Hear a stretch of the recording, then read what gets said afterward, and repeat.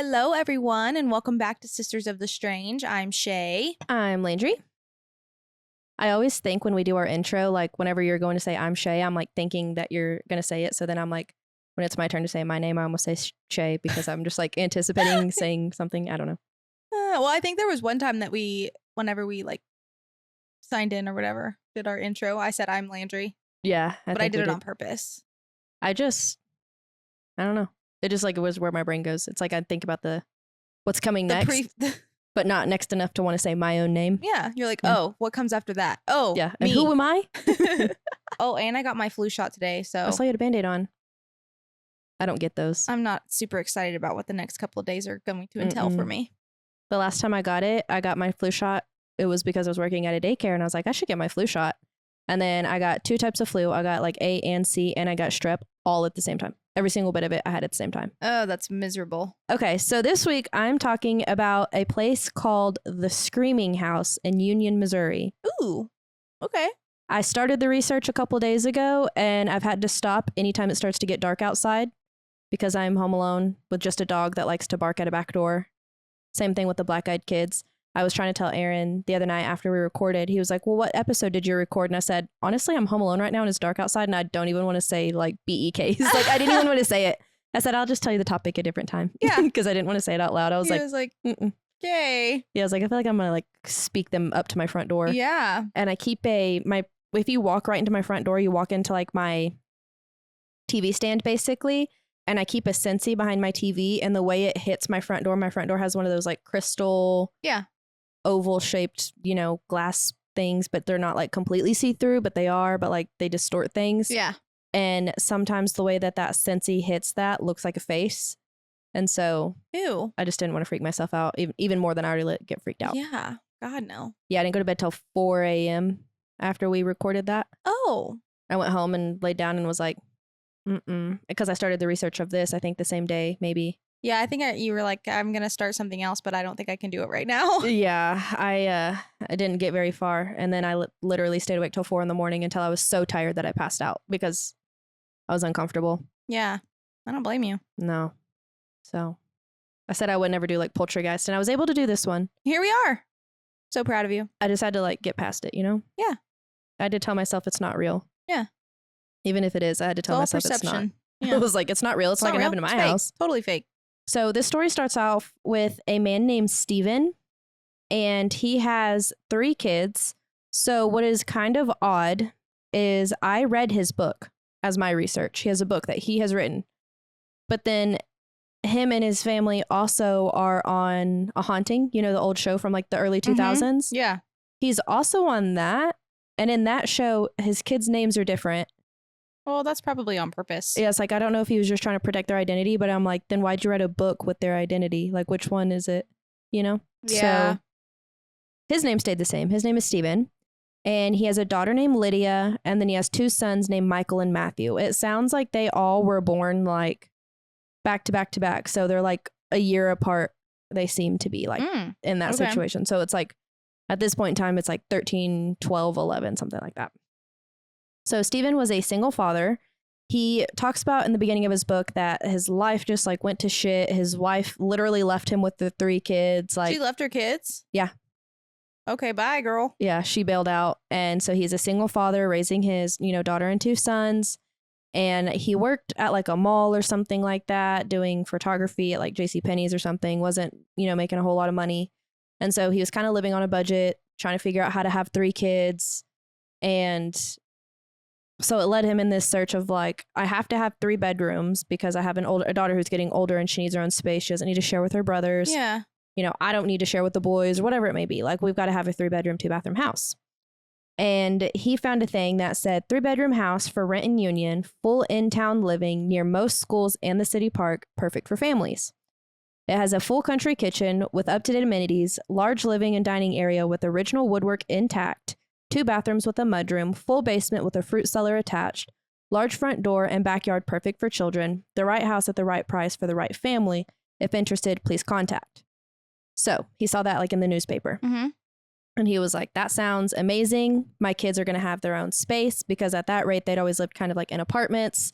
They had lived in one other house that I think was still just as small. And he figured out that The people behind them were like creeping on his daughter, and it made him like, nope. Ew. So they went back to an apartment. And so whenever he saw this listing, he was like, that sounds like a whole lot of house, a yard, perfect for my kids, perfect for my family. And he knew he wanted it, but he was like, it just sounds too good to be true. It's probably going to be an arm and a leg for that much space.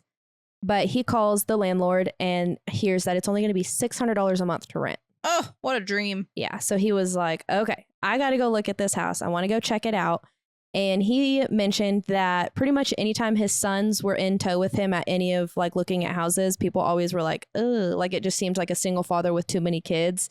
And like that kind of like honestly, if I was a landlord and I saw two young boys running into a house, I'd be like, what are they going to do to my house? Like, what's going to happen here?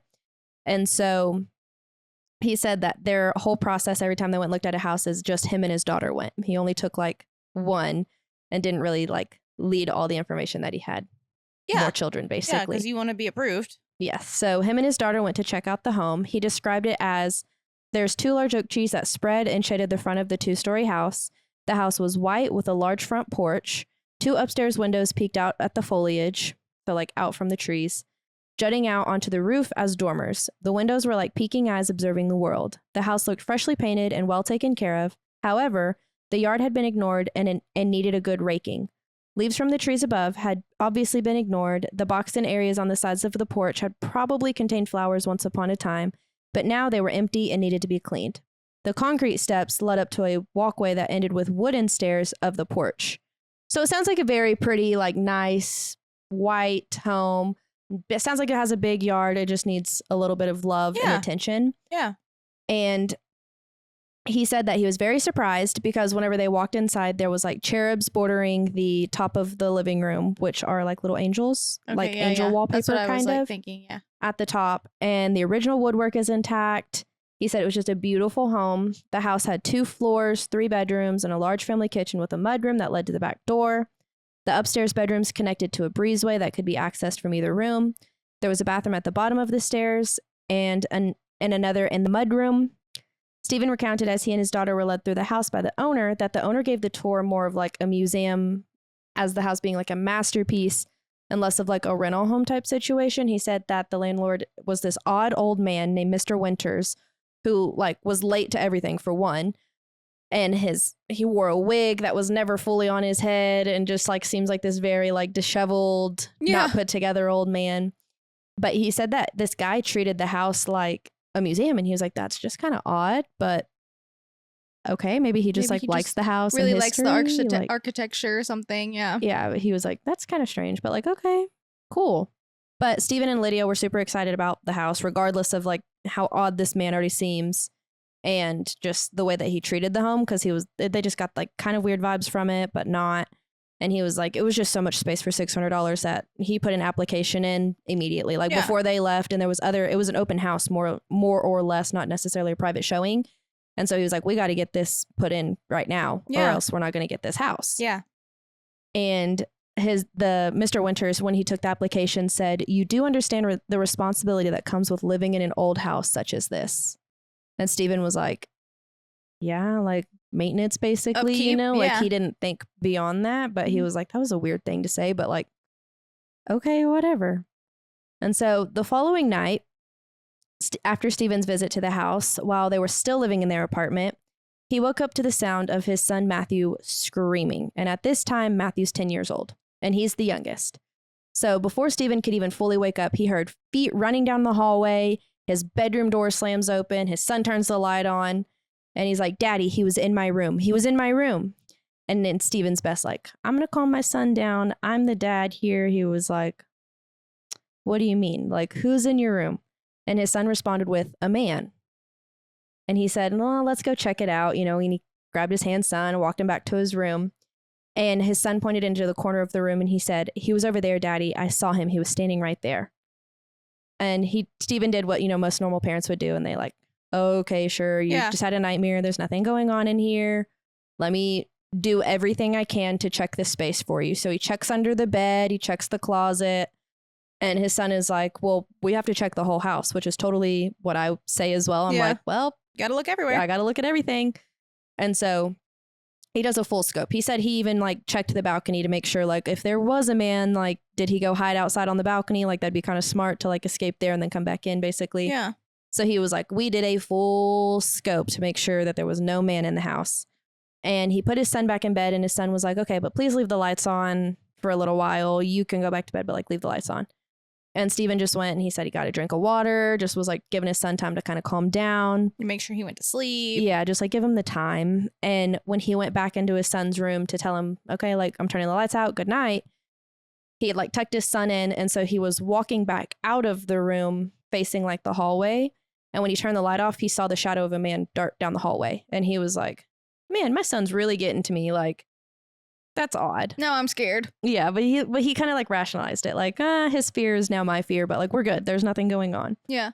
Which the way people can do that is beyond me. To be like, oh, part of my imagination. Mm-hmm. I feel like I'd be one of those people. Like I'd be terrified, but also be like, I'm just making it up. It's because I'm so scared right now that I am making it happen, you know? Yeah, but I would like be terrified, but that's where like things go wrong. yeah, that's every haunted story, every scary movie, everything is like, did I really see that? And then they're like, no. And then there's the serial killer. Yeah. Yeah. So Steven said that night as he went to sleep, he had a dream. And he said that in his dream, he kept hearing something say, look at me. And it got to the point where he was in one of the dreams. Basically, it sounds like sleep paralysis, but he could move. And so he said he kept hearing it say, look at me, but like in a nasty voice. And so he was looking around his room and couldn't see it. As he was looking, he felt just like this weight on his chest. And he said he could just smell like a horribly foul like smell. And he was like, oh my gosh, God, please help me. Like, this is crazy. Help me.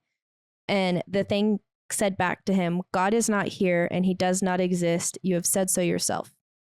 And he said this because after I've mentioned, Steven went through this divorce, his life was in shambles, but before his divorce, his sister died.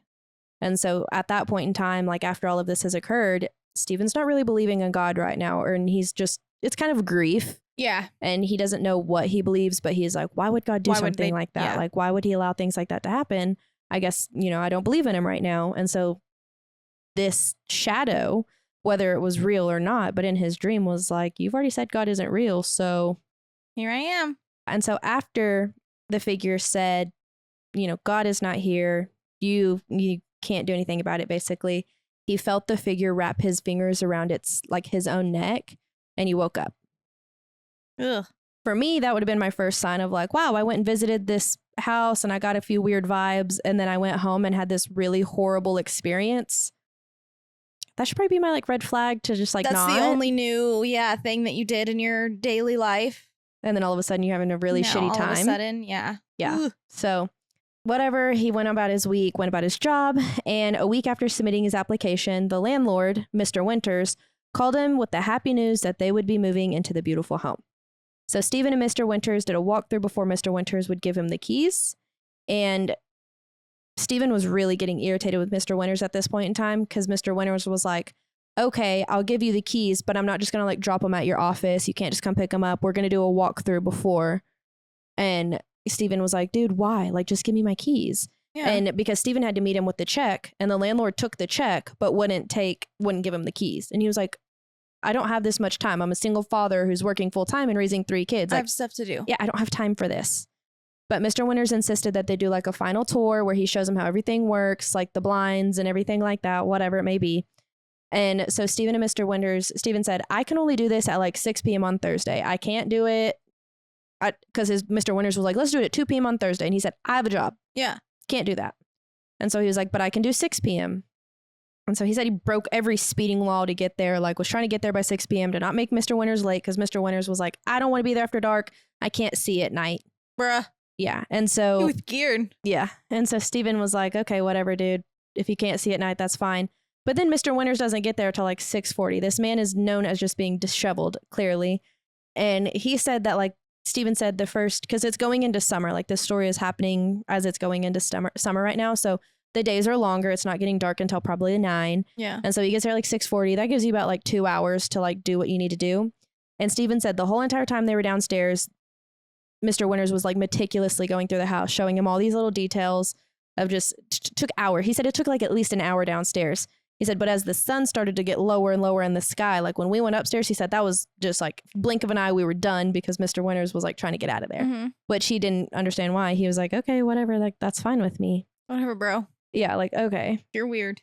Yeah, like this is, but it should have been a sign right then and there. That should have been like red flag number 2 of like, hey, something's wrong here. Weird. Yeah. But the first night they moved into their house, it was super uneventful. And after a long day of moving, they all just set up camp in the living room, and that's where they slept. The next day, as they began moving things throughout the home and organizing their space without the old landlord leading the tour, Stephen noticed that each room had a hook and eye latch, which is just a lock. But rather than it being located on the inside of the room to allow the person, privacy and lock themselves in there, it was on the outside. So it would be to like lock something in the room instead. And Lydia, Stephen's daughter, had a picture of 2 angels that she wanted to have hung up in the living room so that it would match the cherub wallpaper. So he hammers the nail into the wall, hangs the picture, gets it right, and turns around to do something else, and it falls off the wall. He's like, okay, no big deal. Clearly I didn't hang it right. Yeah. Does it again. Turns around, falls off the wall. 3rd time he turns around, puts it on the wall, has some expletives with it, like, stay on this freaking wall, dude. And he leaves it there, and his daughter's like, hey, I'm going outside. And so he's like, okay, and he's going to go follow her outside. And as soon as he turns around, that picture falls and hits him in the ankles as if not just to fall off the wall, but like out at him. Yeah. And he was like, man, that's just weird. Whatever. Didn't think much more of it. It clearly was not a good place to hang this picture on the wall, so it's fine. He goes outside with his kids, and they're just sitting there like kind of on the nice front porch, looking out at the trees, a nice neighborhood, Yeah. And his daughter starts laughing and is like, Dad, every single person who's coming up to the house right now is getting to our property line, crosses the street, keeps walking. And then once they've passed our property line, they cross back over and continue on the way.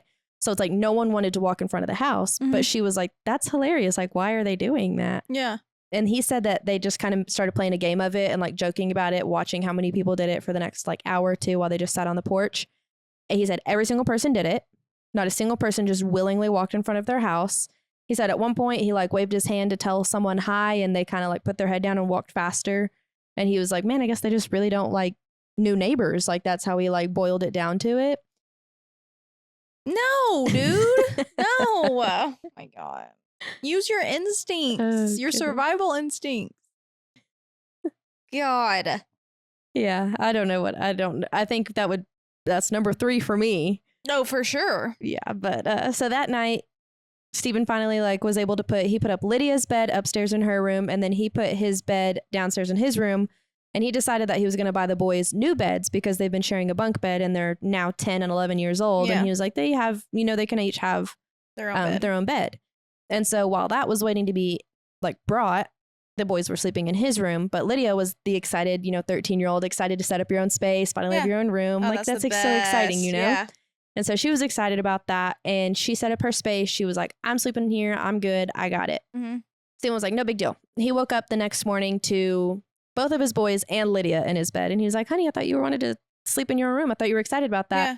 She said, yeah, but my closet door kept opening and I would close it and it would open and I would close it.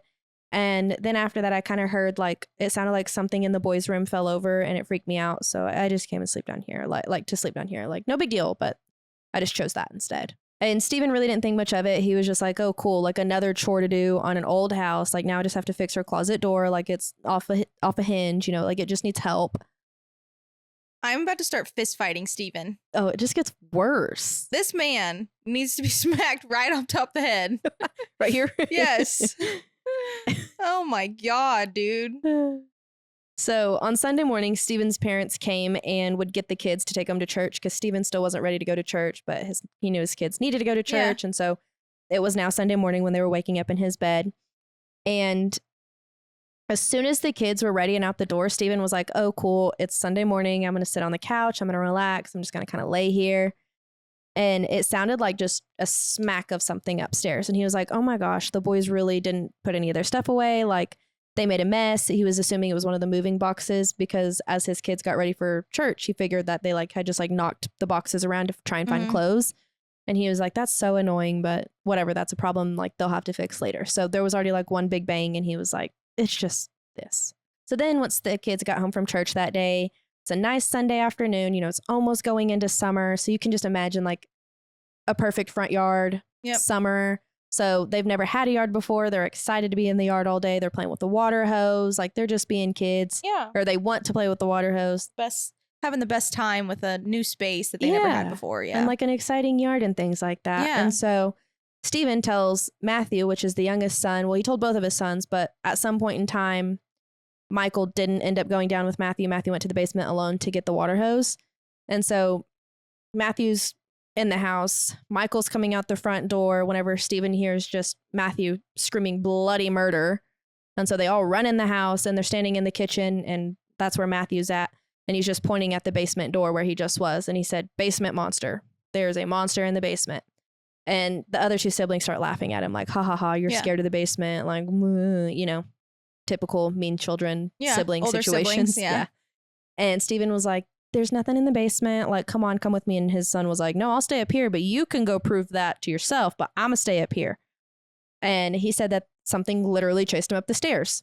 Like, that's how he described it to his dad. So Stephen went, checked the basement, didn't see anything per usual, you know, like nothing big deal.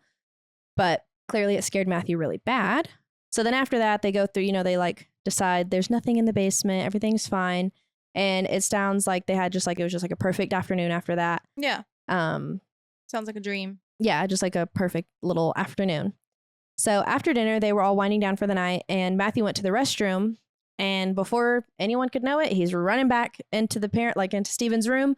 And he's like shaking, terrified. And he told his dad, there was a clown and it rushed down the stairs running at me because the bathroom was at the bottom of the stairs. And he said a clown came running down the stairs at him. Terrified the shit out of him, like scared him half to death. So once more, Stephen did the whole, there's no monsters. They did the whole tour and then they went off to bed. And at some point in the night, Stephen woke up to a noise. And when he opened his eyes, he saw a man standing in the doorway wearing a red flannel shirt, just staring at him and his children sleeping. And he blinked his eyes like, what is that? And then when he opened them again, it was gone. So he again was like, man, my kid is really getting to me. He's amping up my fears. His fears are being like brought in because, you know, you're in a new space. Like that's how he was rationalizing all of this. And for the next week, the house was super quiet, except for every time they left the house, when they would return home, every single light in the house would be on. Stephen was like, kids, stop leaving the lights on. Like, turn them off. It's not that hard. And so one morning, Stephen and Lydia went through the whole entire house, like shook hands at the end of it. Like, we turned all the lights off. We're good. We can leave. And they went and spent the day, I think, at his parents' house.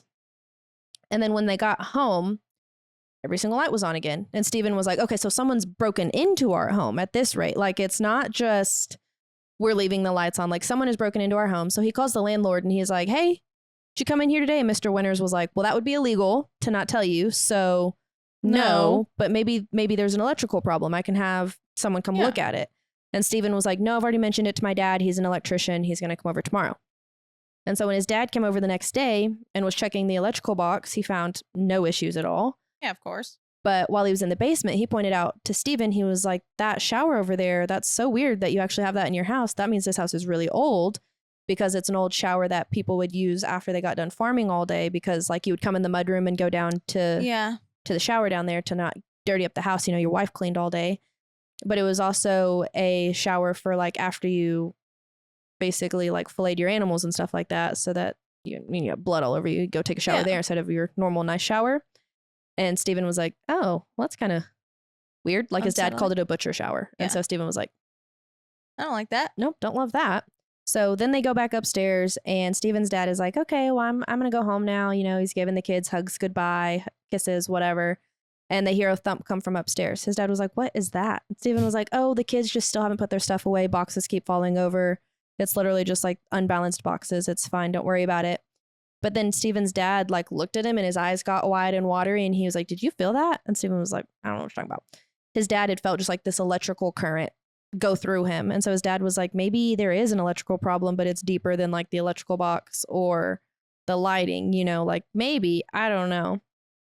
And Stephen explained to his dad that he had felt it too, but he also thought it might just be like the wiring of the house, but he's felt that rush go through him before.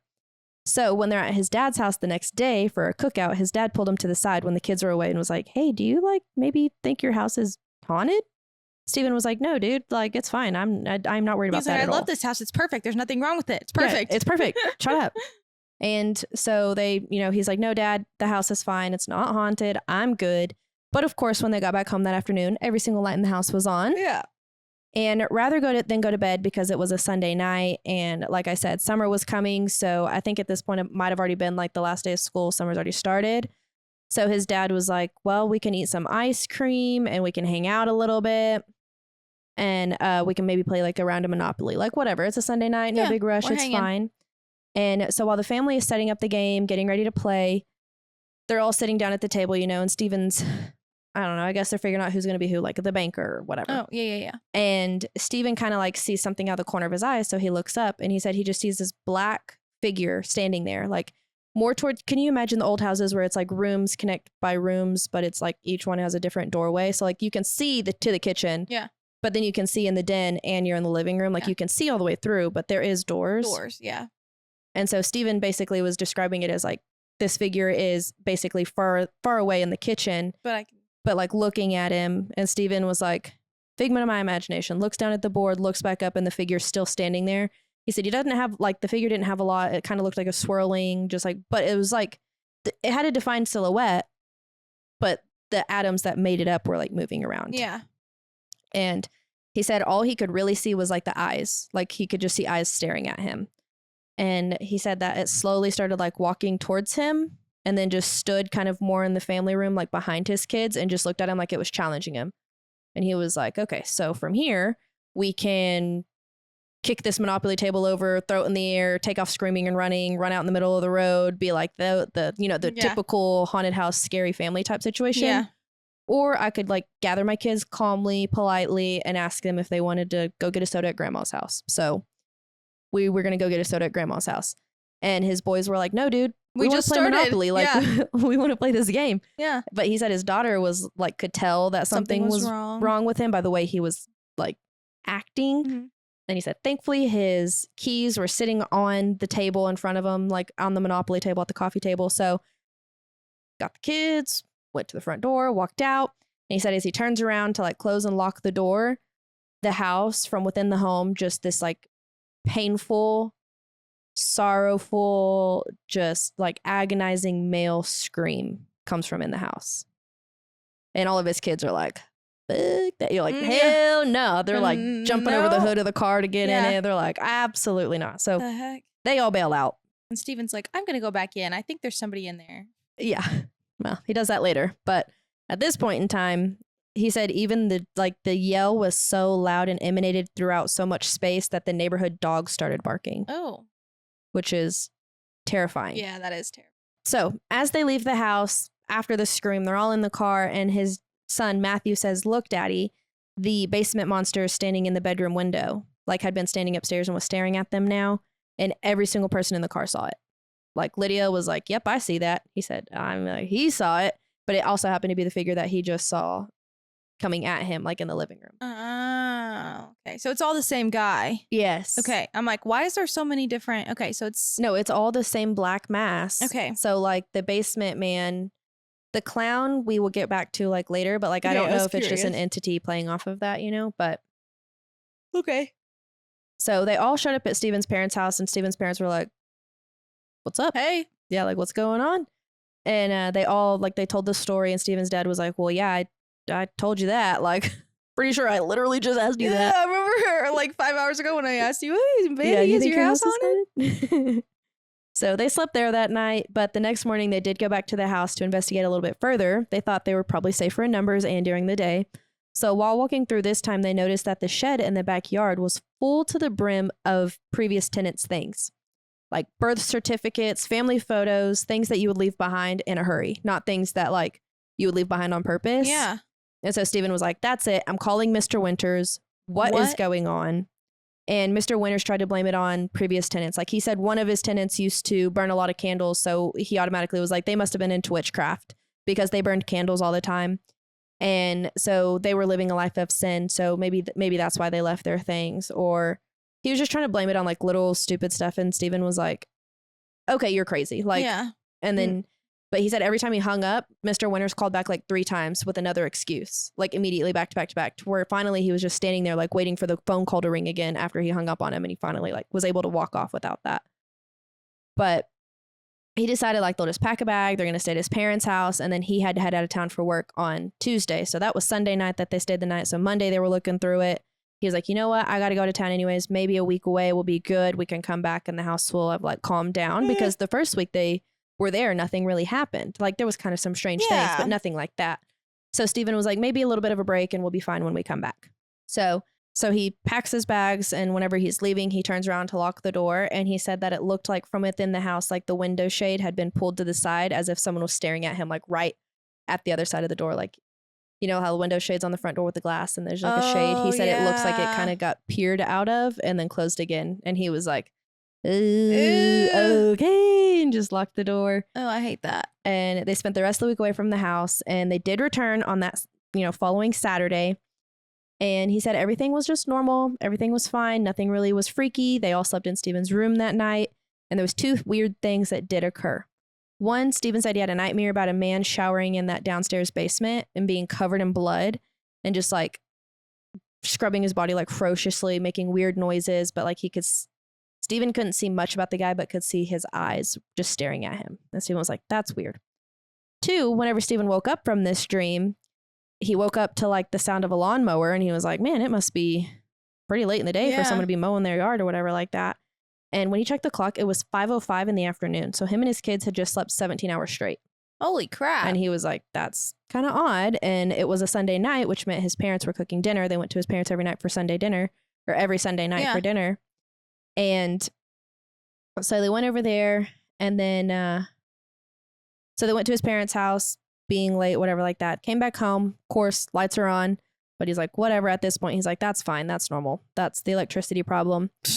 And the kids had gone into the bedrooms to play. So the 2 boys went into one room, and he said he could hear his daughter say, hey, I want to come read in here with y'all. Like she didn't want to be upstairs in her room alone either.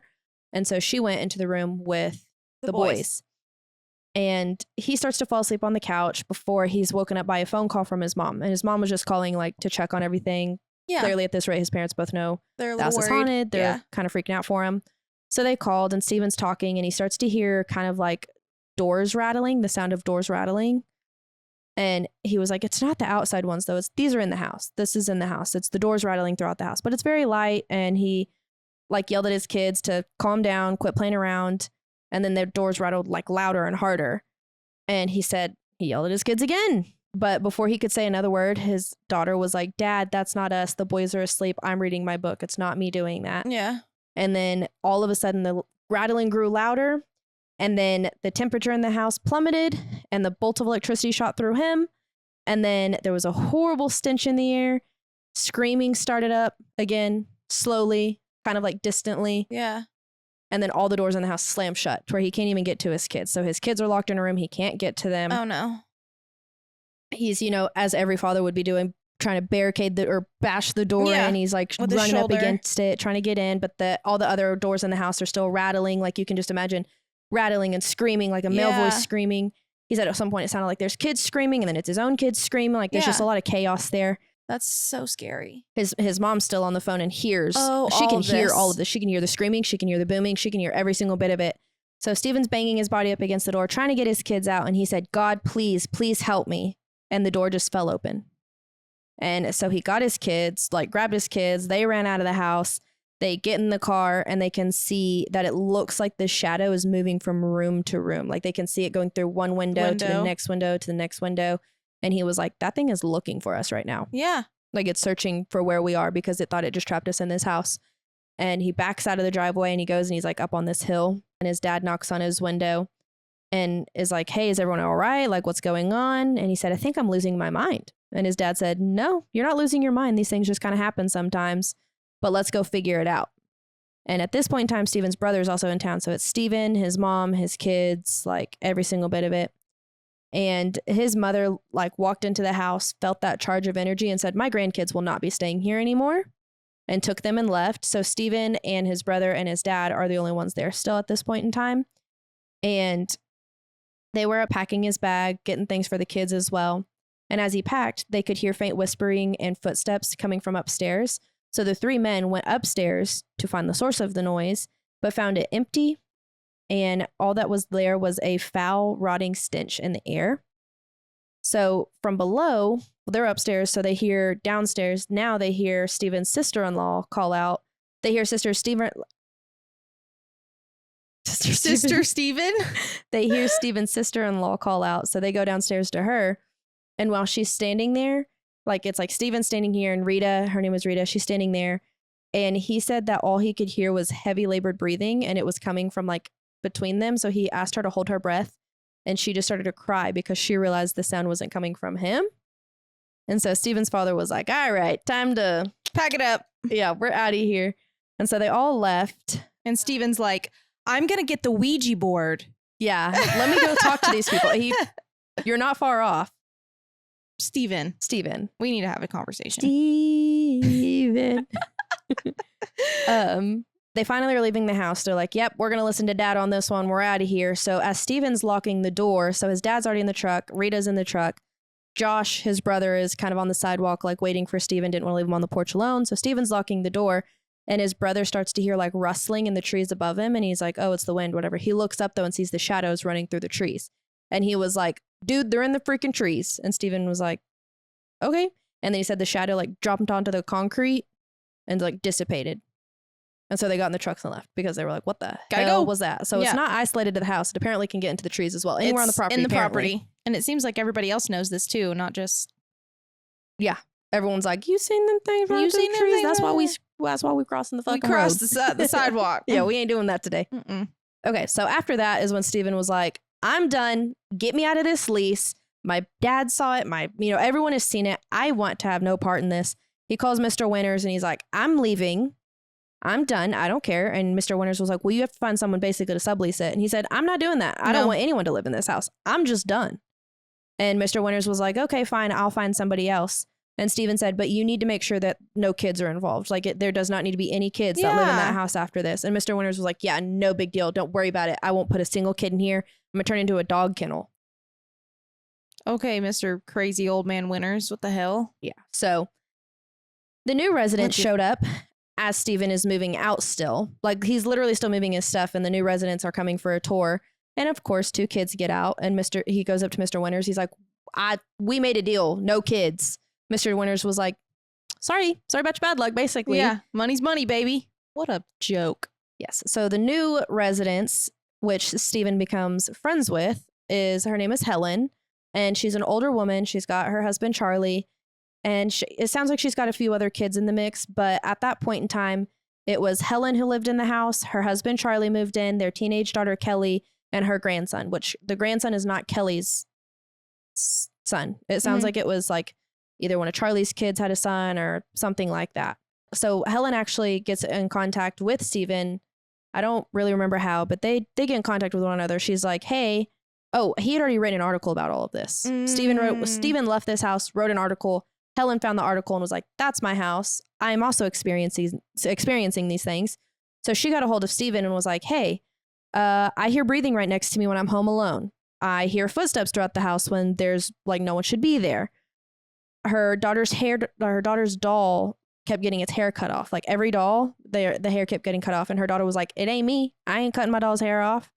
And one time she even found a dead kitten in one of the bedrooms upstairs with its neck and back broken.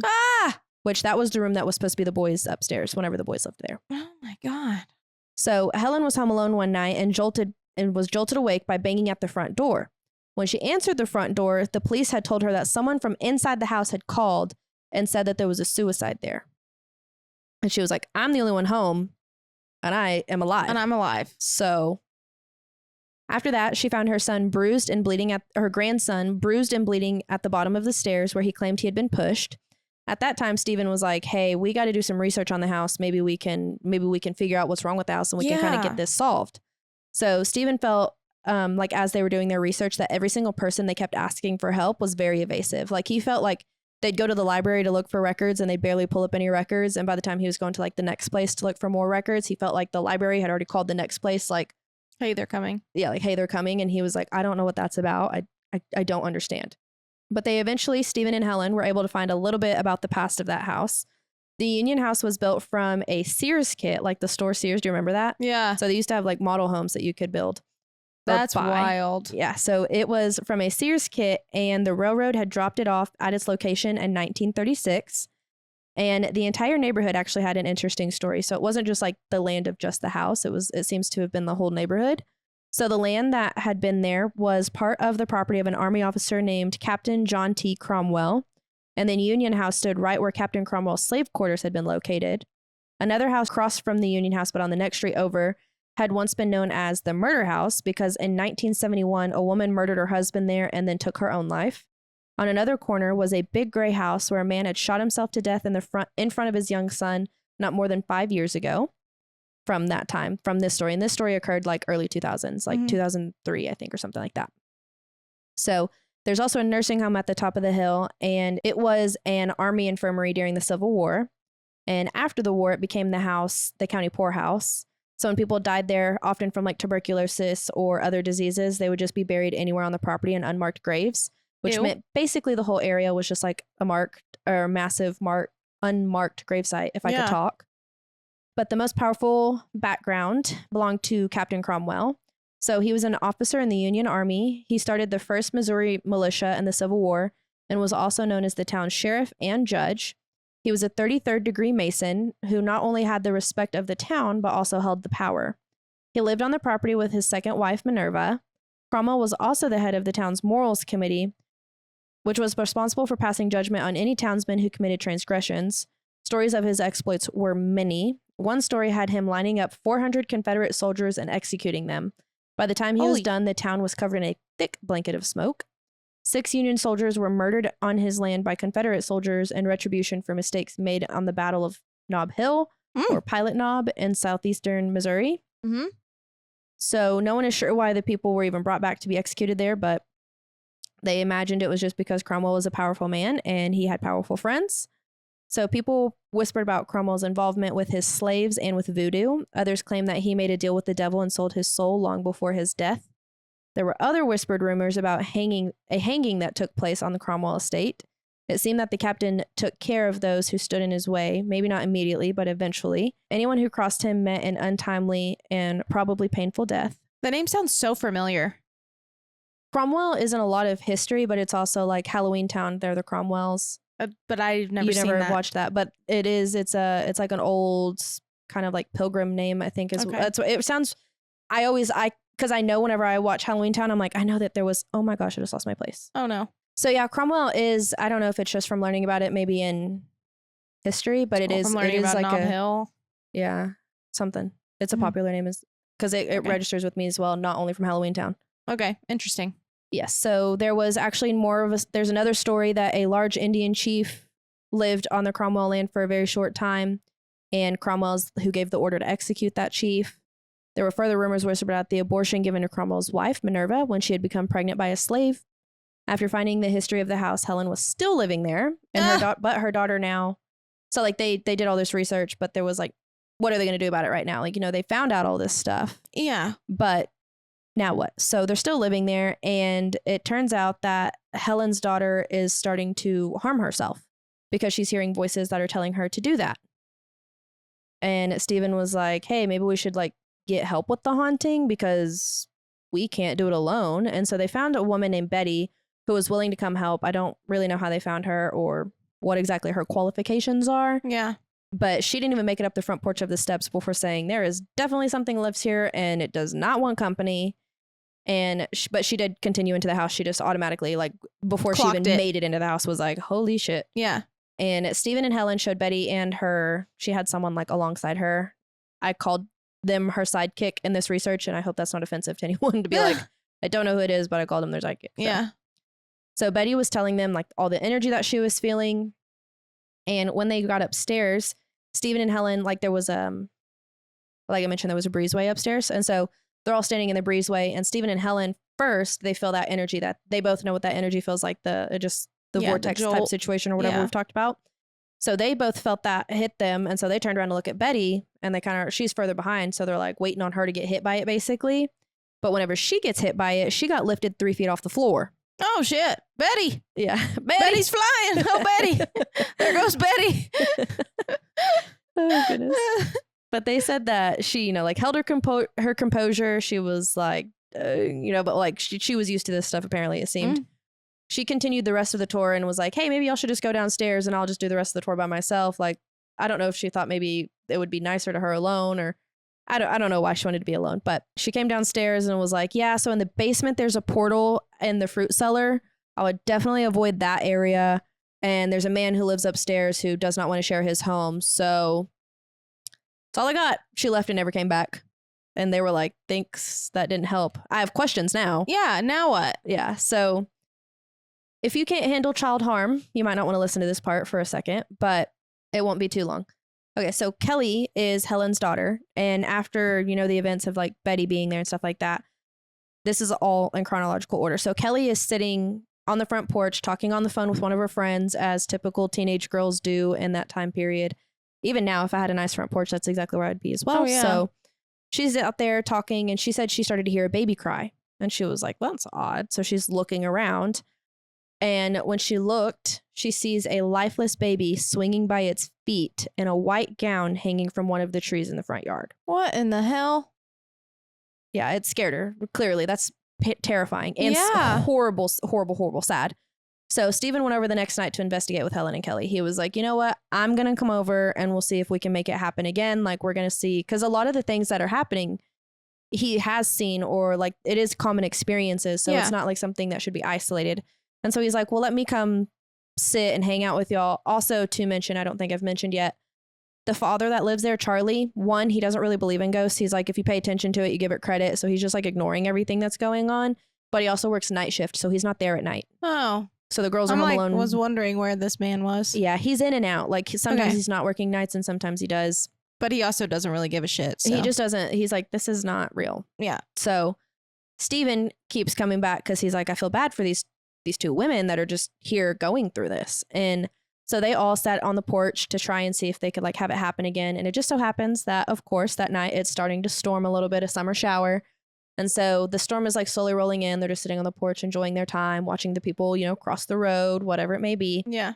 And as the storm is getting closer, there is a lightning strike. And Stephen also sees the baby hanging from the tree. He said it was a christening gown that it was wearing. Mm-hmm.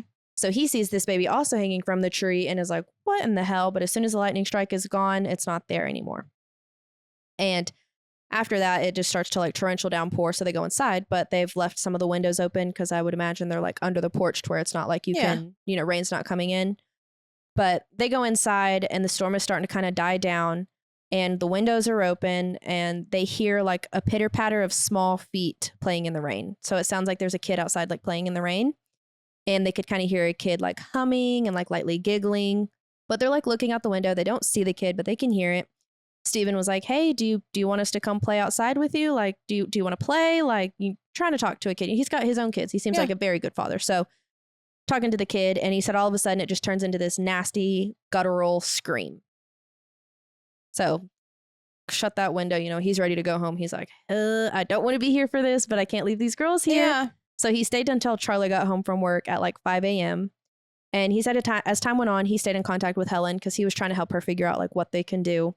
And he said she was just getting more and more tired. She wasn't getting any sleep because how do you sleep in a house like that? Her husband's not home to bring her comfort. Like she's just not getting any sleep. And she called Charlie one night while she called Stephen one night while Charlie was at work. And she said she could hear growling throughout the house and that like it was just getting closer and closer to her progressively. She said she's been hearing it throughout the night, but that it like started maybe like at the back of the house and it's starting to kind of move towards her. So Stephen arrived and was, because he's living with I'm pretty sure he's living with his parents still. So his parents can just watch the kids at any time and they're old enough to where his daughter can stay home with them. Yeah. But he arrived and he instantly had that electricity jolt and just a nasty smell in his nose. And he could also hear the growling coming from the other room. But when he went to check, like he went to walk past to like go check what it was, like what was he seeing? He said the basement door opened and he quickly slammed it closed, locked it, but there was still the growling going on in the other room. So he asked the creature what it even wanted. Like, what do you want? You're getting so fed up. Yeah. And he said all he got was a very loud growl before the whole entire house went silent. Oh. And he said they sat there for hours just waiting for something to come through that door. Like they just sat there staring at the entry to that room, like what is going to come through, and just sat there. But while they're sitting there, Helen shows Steven this angry bite mark that she has on her arm. He's like, how did you get that? She was like, I woke up with it. Like, just nasty. And so Steven was like, okay, we really got to get like real help. We need to get a professional in this bitch. Yeah, please. And so they started calling paranormal teams. And for months, these paranormal teams were coming in and out, but they weren't helping. They were just cataloging the evidence. He was like, there's no lack of evidence. There's evidence everywhere. Like you can get plenty of evidence, but how are you going to help us? Yeah. And so they all were basically just like profiting off of this. You know, they're taking their stuff and running. And Helen was like, I need help, please. Yeah. And so Steven at this point was like, you know what? If you're not going to do it, if none of y'all are going to help, I'm going to found my own team. I'm going to start building a team, and we're going to be called the Missouri Paranormal Research Team. So he starts putting together his own team of people. Okay. So at that point in time, he said there was never a time where Helen really was alone. Like, they constantly had people rotating. They were taking turns staying with her and making sure that everything was okay. And they said, though, like he said, her health was just declining during this. Her blood pressure was really high, but her pulse was like 40 or something like that. He said, like, she should have been dead. That's what he was saying. Like, it was not good. He was keeping track of it. So but I didn't put the numbers in here, but he was like, not good. And he said one day when he was watching Helen that they saw the mist at the top of the stairs, and instead of running away from it, he ran to it. There's a lot of like little interactions that happen to a lot of people. Like, a lot of the members on the team, like one member of the team sees a black coated figure in the basement coming out of that fruit cellar and is like frozen in place, that Steven has to go help him. One day Helen's mom called whenever Helen wasn't there. So then whenever Helen called her back, her mom was like, that was the weirdest thing. I don't know if it's your answering machine or what, but a woman answered, spoke the Lord's Prayer, and then hung up on me. And Helen was like, well, no one was here. Yeah. So... And so now one night at 4 a.m., Helen called Steven. She was shaken and explained to Steven that she had just had the greatest urge to kill her husband. So he's home at this point in time at night. Yeah. And she was like, I know I can do it. Like, I know I have the strength to do it. I know I can. I was in my dream. I was imagining my dad's walking stick that's over in the corner of my room. And I knew my husband was asleep. Like, I knew I could do it then. I knew I could get it done. But like, part of me knows I don't need to do that. Yeah, I shouldn't do that. And so he's like consoling her, and she's like, oh, also, but by the way, like, I've been waking up and Kelly's been standing at the end of my bed staring at us, and it's been kind of unnerving. She said, but now I know what she was like. I know what she's been feeling that whole time when she's staring at us like that, like about to kill you. Yeah. So she's scared of her daughter. She's scared of herself because she's like, I'm about to kill my husband. My daughter's about to kill me, like both of us. Yeah. So she's sleeping with her bedroom door locked to like keep her daughter out, because she said it happened multiple times where she would wake up to see her daughter standing there. Hell no. And then there was another victim of the house, and it was one of the NPR team members. His name is Alex. Alex was on duty, watching her. But Steven started to find like occult books in the house and things like that, and started to kind of find like little signs of like dark magic and things like that. And he confronted Alex about it. And Alex was like, well, it's not dark magic. It's gray magic. Like, I'm not doing something really bad, He's like, I'm just trying to help. And Steven was like, look, you're getting too attached to the house. The house is getting attached to you. That's some weird shit. You got to go. So he like kicks him out. And one night, a little bit later on, when Steven is there, Alex comes back like manically, like, I know what I can do. I know what I can do. I can draw a pentagram in the basement, and I can like slit my own wrist basically. And I can let all the demons come into my body that are in this house, and then I can just leave, and then they won't be here anymore. And Steven was like, no. You've lost your freaking marbles. Yeah, you're not doing that. I'm not going to let you do that. Like, that's not good for you, the house, any of it. So no on that.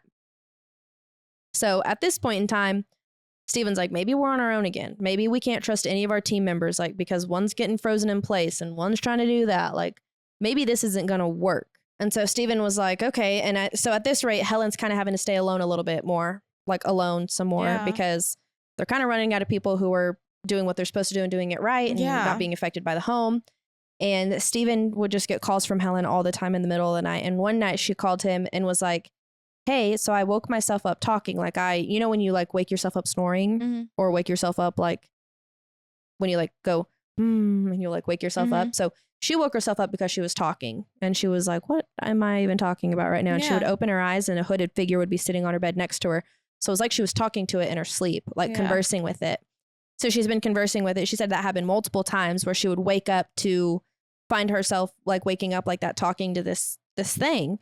And now she would be also like on the phone with Steven, and her voice would kind of change. And she would be like, my husband's cheating on me. Charlie's having an affair. I know he's having an affair. Like, he said she went from being like this nice grandma like type figure, like very sweet and kind, to just starting to kind of like, she'd still be that person, but then she'd also be just like outlandish and wild and use cuss words and stuff like that, where he was like, this just, something's not right. Like, he was starting to sense the evil within her. Yeah. And he was like, okay. And he said, they've been in there for a long time. Yeah. And she's just like enduring it. A lot of it sounds like alone. Yeah. I mean, like, she has people, but she's really the one going through it. Yeah.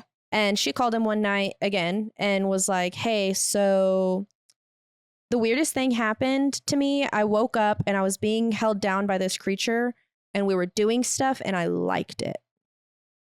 Like, it was doing stuff to me and I liked it. Yeah. And she was like, that scares me. I'm not supposed to like that. And I like it. And he was like, okay, so I don't know how many times that happened. You know, like, I don't know when that even started. And he was like, maybe that's why she all of a sudden thinks her husband's having this affair. Yeah. And she's just losing it. And she's like, she keeps flipping the switch, and she's just turning into a different person. That's crazy. And so Steven was like, okay, let's get her some help. So he takes her to a hospital, gets her out of the house, takes her to a hospital. She tells the hospital that she's not only thinking about harming herself, but she's thinking about harming her son, her family. So her husband and her daughter. And they're like, okay, well, we'll keep you here for a little while. And she seemed to get better at the hospital. But then she was released again and went to live with her daughter, not the daughter that had been living with him, not Kelly, but her daughter somewhere else, a couple cities over. And she was doing pretty good. And Steven would go visit her and bring her to town, and like they would hang out. And he said, but she would still like sometimes just switch. And her daughter would call him and be like, hey, mom's kind of being kind of weird. She's on one today. Yeah, like, watch out, basically. And so in that time frame, Helen did try to go kill her husband. She went after him with a knife on his lunch break. She went and picked him up from lunch. He thought his wife just wanted to have lunch with him. She confronted him about the affair, tried to stab him. So when she's not at the house at this point in time, him and Kelly move out too. They're like, gotta go. whoa, out. So no one's living in the house anymore. Okay. Helen is still with her daughter. And like I said, her daughter calls Steven, and Steven's like, hey, what's up? And she's like, okay, well, mom just left the house with a gun, and she said she's coming to kill you. So you don't need to open your front door, and make sure your kids don't open the front door either, basically. And so Steven's like, all right, I definitely will not do that. Like, I will not be doing that. And Helen's daughter was like, but I'm going to go after her because it's my mom, and I don't know what she's about to do. And I just feel like I need to go, make sure she's okay. Yeah. And so Steven is on the phone now with Helen. He calls Helen too. He's like, hey, like, what's going on? And she's like, oh, I'm sitting on the front porch steps of the Union House with a gun. And he was like, okay. Why? And like, she was being normal Helen. And then she would flip a switch and be like, you bitch, you did this to me, blah, blah, blah, blah. And start cussing at him. Like, this is your fault. You need to die too. Just going crazy. And then her daughter shows up to her, and she can hear, like, Steven can hear Helen's daughter being like, mom, like, please relax. Like, please don't do this. And so then Steven was like, look at your daughter's face. Pay attention to your daughter's face. Do you want to do this? And said Helen, like, snap back into who Helen is. Yeah. And willingly went with her daughter to a hospital, and they like really got her help this time. A priest went over there and like really worked on it. She never went back to the house, and no one's lived in the Union House since. But she said her plan was or I don't know if no one's lived in the Union House since, and their story is over. But she said her plan was to shoot Steven and then go hang herself in the basement of the Union. Oh my God. That was what was going through her head. I mean, and she would go through fits back and forth of, like, she would call him crying, like, I just had these horrible thoughts. But then the thoughts would take over. Yeah, and she'd call and be like, hey, so that reminds me of the freaking the TikTok of Paul Wesley in Vampire Diaries when he's Stefan versus whenever he's what's the other guy's name? Silas. And he's like, I would never do anything to hurt Elena. And then it flips to the next one and he's like, I'm on my way to murder Elena. Yeah, he's like, I'm gonna rip her throat out. That's exactly what that just reminded me of. Sorry, spoiler alert. Yeah, my bad. Yeah, no, with the times. It definitely sounds like Helen was there was a priest involved, and the priest said she's not possessed, she's oppressed. Like, she's not completely taken over, but she definitely has something pushing down on her. Yeah. But I kind of ended that in a hurry. I didn't mean to. I can tell you're getting tired, so I just kind of merged Oh, a no, lot no, no, no, together. no. I am tired, but it's not because No, you're just tired. I got my flu shot today, and so I am struggling over here. Yeah. But no, I'm very interested in this because it seems like there was like it was dark and heavy there. Yeah. Where's this at? Missouri? In Missouri, Union, Missouri. So I think it's just right outside of like St. Louis. I don't know how to say it. Whatever. St. Louis. I'm gonna say everything wrong. So did a priest come? Like, what is going on here? So they had, I think one priest went to the house and was like, yep, something's wrong, and didn't feel qualified and didn't do anything about it. So he finally did get in contact with a better priest that was more able to help. But then he started writing a lot of nonsense that I didn't care to read about. And that's where it shuts down really quick because it was like, he started talking about his marriage and stuff again. And I was like, what Don't is care. That doesn't matter. I want to hear about the demons. Yeah, I wanted the scary part. Yeah. And so I think he did find another priest, and I think that's who was ultimately ended up helping Helen. But she had told him, she was like, yeah, I've been having blackouts since Christmas. She said it would start blackouts. Yeah, she said it would start as like an hour a day that would go missing, and it turned into like multiple days she wouldn't remember anything. Holy shit. Did they exorcise the house ever? I don't know what happened to the house after they moved out. Well, yeah, after Helen finally left too, I don't know. Huh. But Helen, in all of that, she did tell him she had done things with this demon or this devil 3 times. Well, wouldn't that be like an incubus or succubus type Maybe spirit? Yeah, maybe. I mean, I don't know if like those are only sexually advanced, like only like sexually motivated, I guess. Yeah. Or if they like would do all the evil haunting part too. You know what this sounds like? So most of the story that I was like listening to, it sounded very like the original like Conjuring movies. And that like the first couple or not, am I thinking Insidious? I don't really watch them because that's what I was thinking of. The first Insidious movie is what it reminded me of. And then like closer to the end, it sounded very like Murder House, like American Horror Story Murder House. The leather suit. Yes, the suit and like how the dad's like changed, even though like that was focused on Helen in a American Horror Story. Like the dad is the one who gets like taken over by the house and like he's like with this ghost demon thing, and I love it. It's so good. But that's crazy. I've never heard. I'd asked chat. I said, I need something that merges all of our topics together. Mm-hmm. And it had occult, it had the teenage angst, it had the poltergeist. So it kind of rounded all of our stuff into one situation. But I mean, it sounds horrifying. That's why I had to tell myself like, no, it's not real. I'm not going to see a black shadow, because I sit in my living room and my hallway does like this, like it tees. And so I was like, I'm going to see something run from like my office to like my guest bedroom or back. And that's where I was like, not at night. And I've had a nightmare in my own bedroom.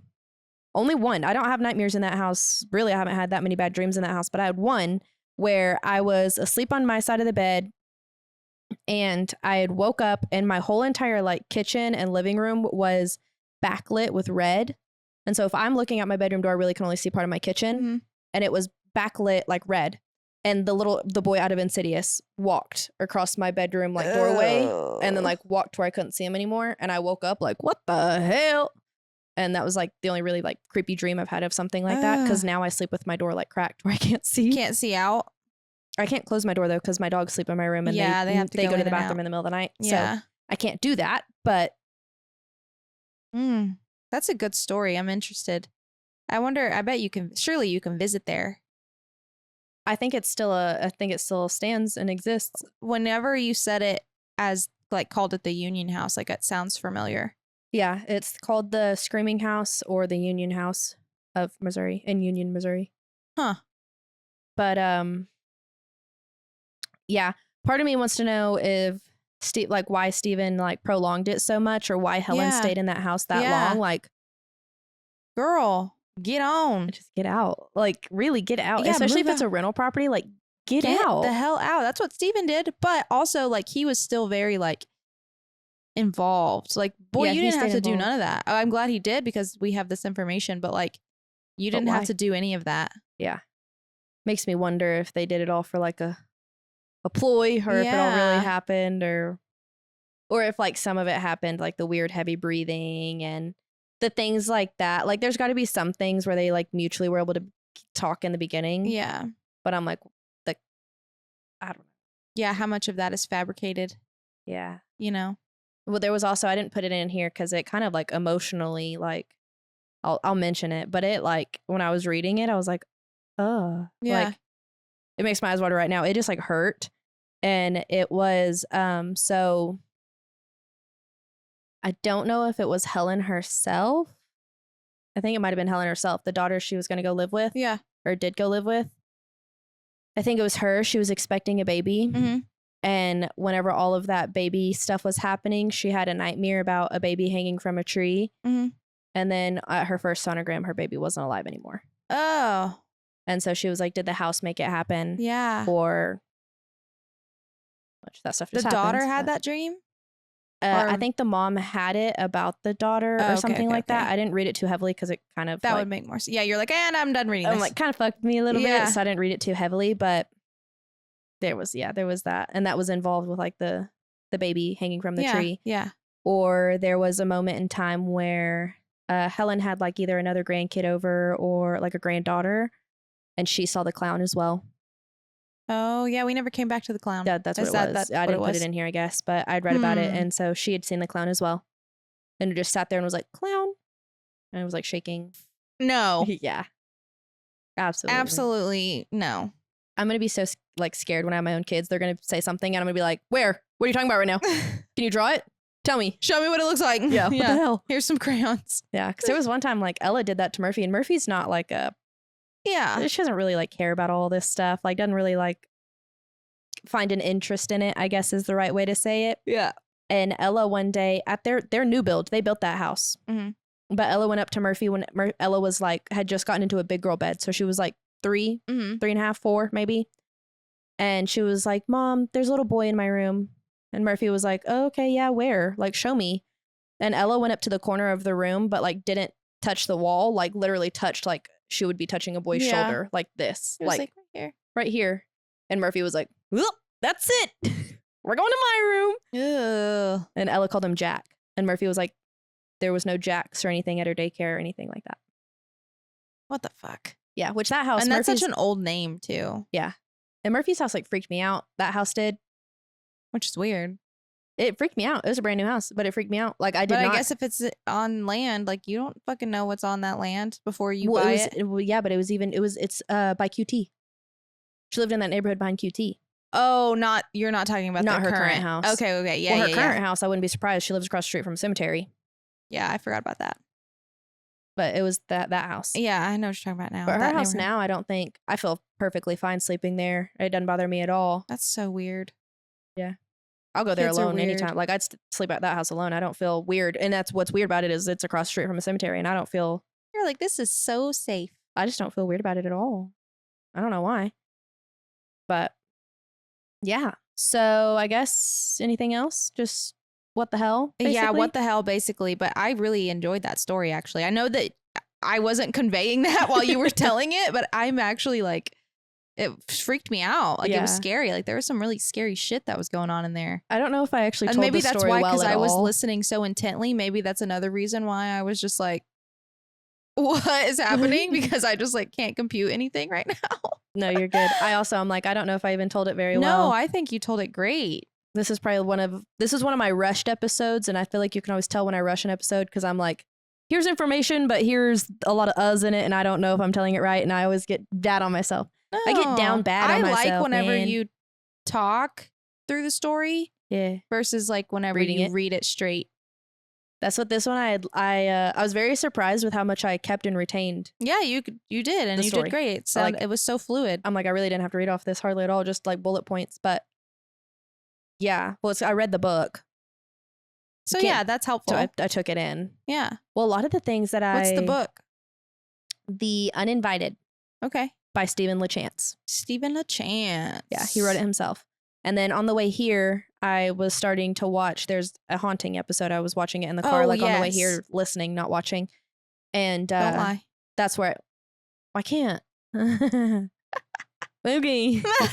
But that's where it was like he, instead of having his daughter's name as Lydia and Michael and Matthew, it was like Eliza, Elizabeth, and Eli. And I was like, okay, so which, surely the Lydia, and but then in the haunting, you know, they like actually interview the real people. So like it showed what his kids looked like. They like gave their own peace of mind. So I'm like, so what's, and in that he said his landlord was a girl. But in this, it's Mr. Winters, So in who's the book, like, so that's why I'm like, is the book your imagination? But if they were on the haunting, like there's gotta be like well, some... so I wonder if like the haunting, since it's a TV production, if he had to be more cautious about like names and stuff like that. Like, could he not just call out Mr. Winters on that? Like, why could he in his book though? So I don't know if it's just like, yeah, maybe. Because I know like whenever you want to do anything on the TV, you have to go through like productions and managers and everything else. So maybe they just had to be a little bit more careful. I'm not sure. Maybe. So, because it's weird because it's both his point of view. Yeah, but they're like different. There's like just differences. Like the stuff that happens. Like the pictures falling off the walls and the clowns running down the stairs. Like all of that happens the same. But the names is, I'm like, why? It's probably got something to do with legality and stuff. Yeah. But stuff that we don't care about. I just want to hear a good story. Yeah. Well, that was a creepy one because it freaked me out. I am so proud of you for starting a poltergeist and finishing it. I know. I've started multiple and I get too freaked out.